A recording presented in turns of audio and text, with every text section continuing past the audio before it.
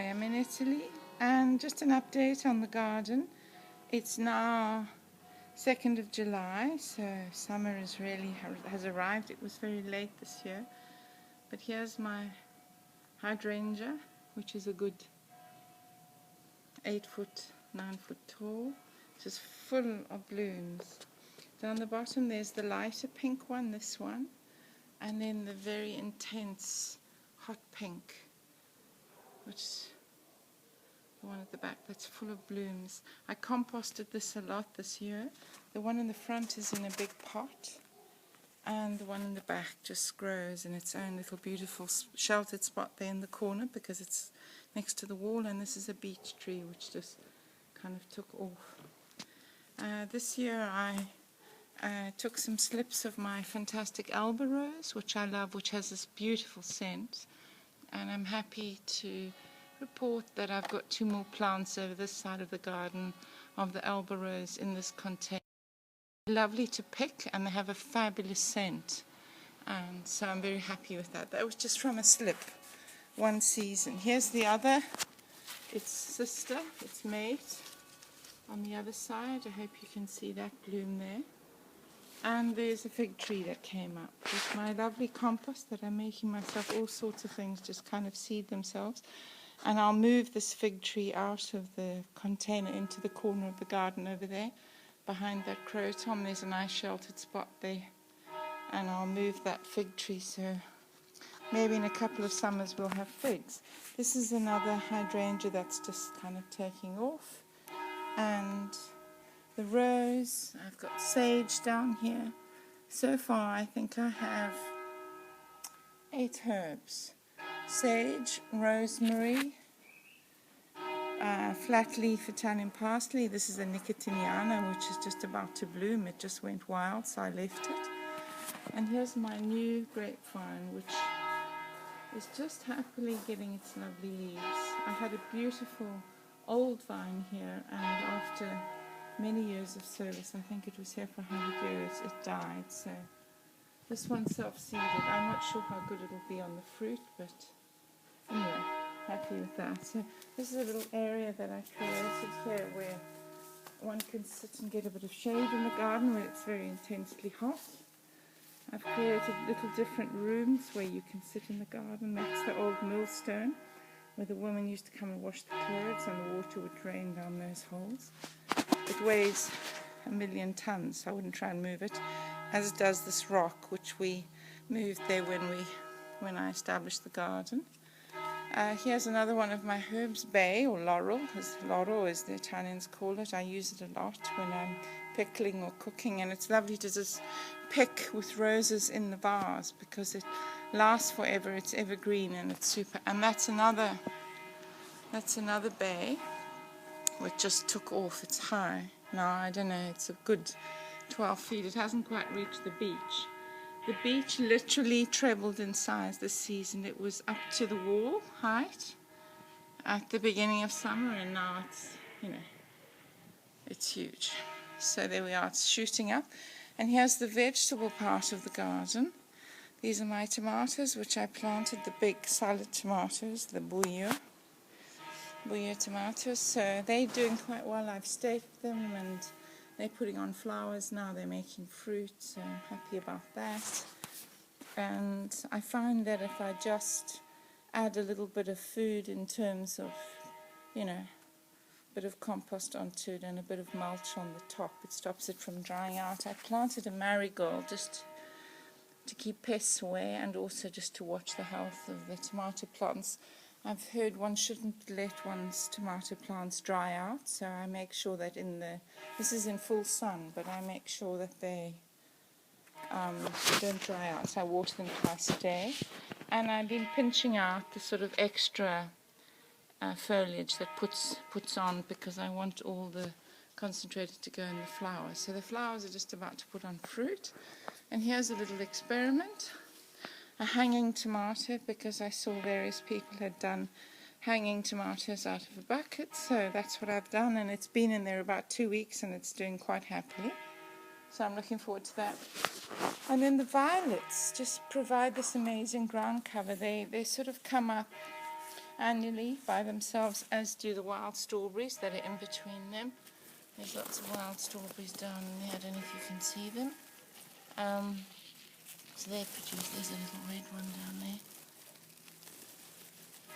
Can't really see if you're seeing what I'm seeing. Oh, there it is. There's the little strawberry. And so that they just self-seed. Every year they provide a bit of colour in the garden, and they're fun to pick. The kids love to eat them. And the violets will start blooming soon, and they just make a lovely little carpet of their own. They're looking very lush this year, and they'll put on their little purple flowers, and they're just lovely to have near the seating area. And this is another slip of a rose I took in Tuscany. It's the dark red Tuscan rose, and that's bloomed once already. It's kind of a cerise pink, a dark reddy pink. And so that's another little slipping success I had with the rose. And as you can see, its leaves are looking healthy and it's looking lovely. Here's some rosemary, which probably needs to be repotted and divided and cut back and made into two. So that's another one of my herbs. I use the sage quite a bit in Italian cooking. This is another slipping success I got from Tuscany. It's a lovely hedge, and it puts on lovely berries, bright red berries. So in autumn, when everything else is dead, this just adds a bit of colour to the garden. This is an old table I found. This house is an old farmhouse, and so I rescued that old table, and it's a nice little area in the garden. And there's the cat enjoying his kingdom. This is his kingdom after all. He's here all day enjoying it. Bellagio, in the garden. Are you hunting? What are you doing? Are you hunting? We'll give you a view of his life. Yeah. Are you hunting? What are you doing? He loves to catch butterflies, and that gives me a lot of joy watching him. So this is the old veranda. This is an old Roman building. And there's my garden shed where I keep all my bits and pieces. Here's the azalea hedge, which provides a sort of another room in the garden. This was a beautiful dark pink. So in March, April, this was just a riot of colour for those of you who've been watching this for a while. And here's the magic hydrangea, which is really now, I think, about, I don't know how tall, but I think it's 10 feet. And it is just a mass of flowers. So every year this comes back. I cut it right back, end of autumn, when the flowers start to... I do pick the flowers for the house and to take to people for dinner, because they love to have them with some herbs. And by the end of the season, I've normally had three flowerings out of it. So that's just a little hanging garden, and there's some more strawberries on the wall, the wild strawberry. And then here's my pride and joy, the wisteria that I grew from a tiny little plant. And I've had to cut it right back because it went right up there, right up onto this old farm building here. And it was about 30 foot. So I cut it right back, and I've made it grow sideways. So that gives us lovely shade. And so I've created another room here, another little garden room where I can taste my wine. We have lunch here. And the wisteria gives this lovely shade. Lovely dappled shade, and it really does take the fierceness out of the heat. There's my tin collection. Collect tins. There's some flat leaf parsley. I've got lots of that in the garden. And success. My seedlings have come up. That's a pumpkin I'm about to plant out, and I've also got butternuts. That's about to do. We don't have a long enough summer for pumpkins and butternut, but hey, if they can grow them in England, I think I can do it here in Italy. Just a bit of colour, little pansy, yellow pansy, more marigold, and this is another bay tree. These two sort of guard the door of the house over there. And yeah, what else can I show you? My other Elba rose, which is in a pot and has produced tons of bloom this year. I've just deadheaded it, so that'll come back. We'll have lots of blooms. And here's the Elba rose here, which is intertwined with the wisteria. I put this in the ground because in a pot it just outgrew its pot, and it provides thousands of blooms.